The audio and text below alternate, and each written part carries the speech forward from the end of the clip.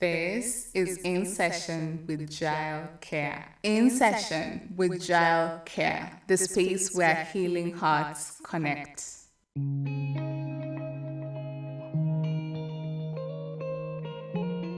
Karibu to another episode of In Session with Jael Keya, the space where healing hearts connect. I am so grateful that you keep coming back to these episodes. Today, I'm going to have a conversation with you. No guests, just me and you talking, listening, contemplating, laughing, all the in-betweens.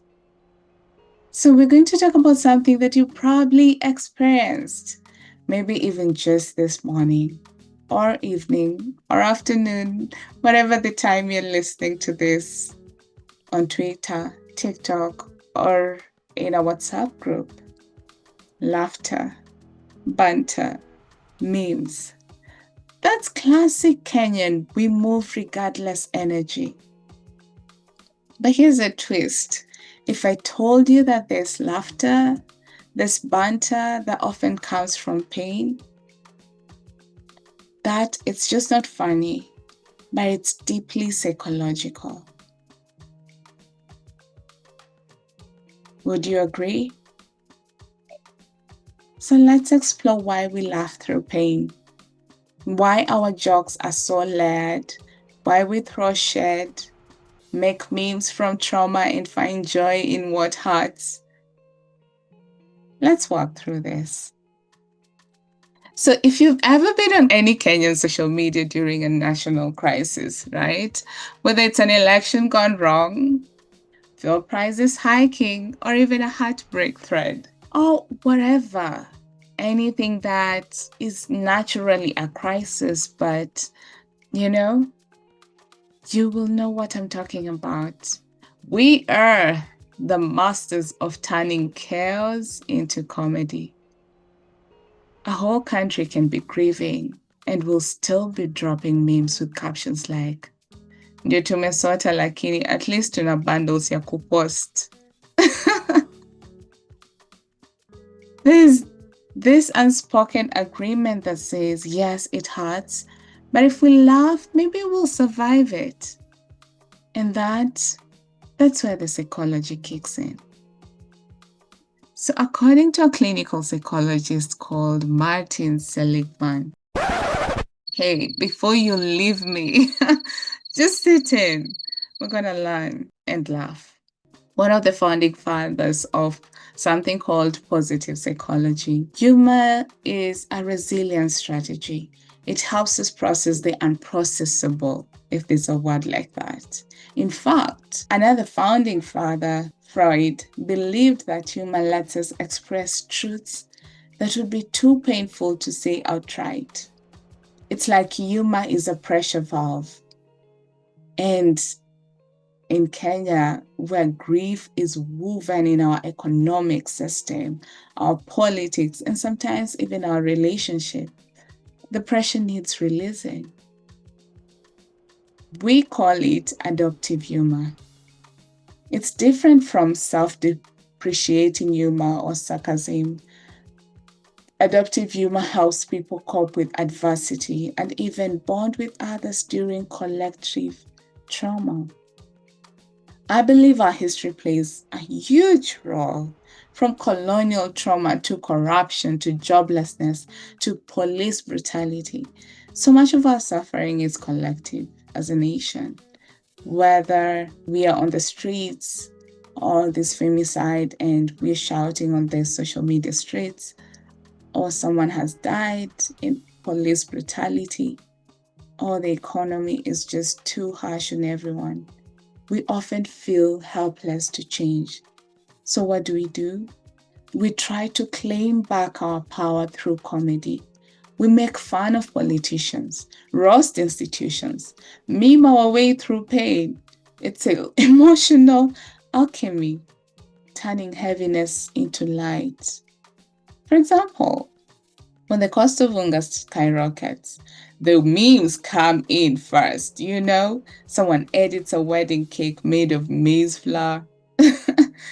when heartbreak trends, someone will write, "After she left, I realized cabbage doesn't even need oil." You laugh, but you also know deep down someone's really hurting. This is what psychologist Viktor Frankl called tragic optimism, the ability to remain hopeful and find meaning in the face of deep suffering.